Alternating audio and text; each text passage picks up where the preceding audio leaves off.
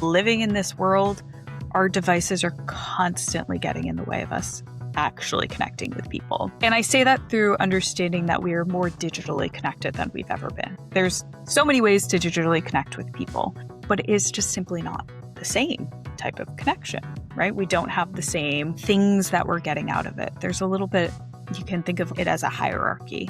So up at the top, you get all of the social cues when you're in person. You can understand body language, you can understand facial expression, tone of voice, all of those pieces. As you slowly move down the hierarchy, as I like to call it, you have video conferencing.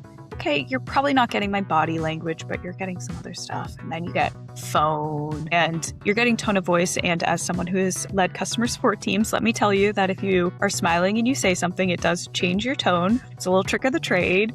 So you're already losing so much of the social cues, from that. And then all of a sudden you get to the place where most of our communication happens these days, whether it's at work or in our personal lives. Text messaging, Slack messages, mails, and you really have stripped it down to just words, and it's lacking those social cues. And so it's really kind of lacking the connection. And not only is that our most common way of communicating now, it's kind of numbed us a little bit for how do we actually connect and communicate with the people around us.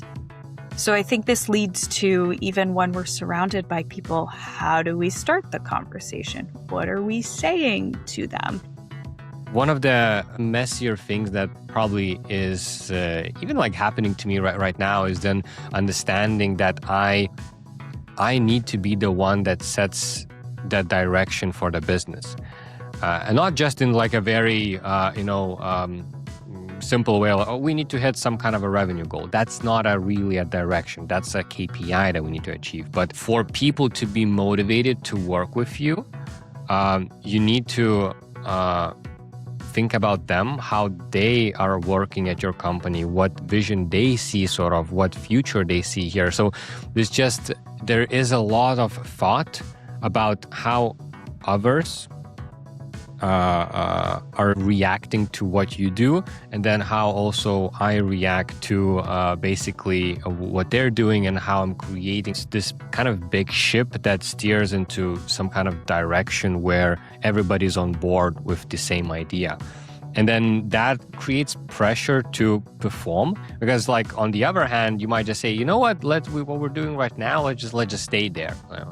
You're earning something, I'm earning something, let's just stay where we are. But this is a very sort of, at least this is my kind of assumption, but I think it's a very dangerous area to be in, because a lot of people will get bored, and if they don't see a future here in any way, shape, or form, they will leave.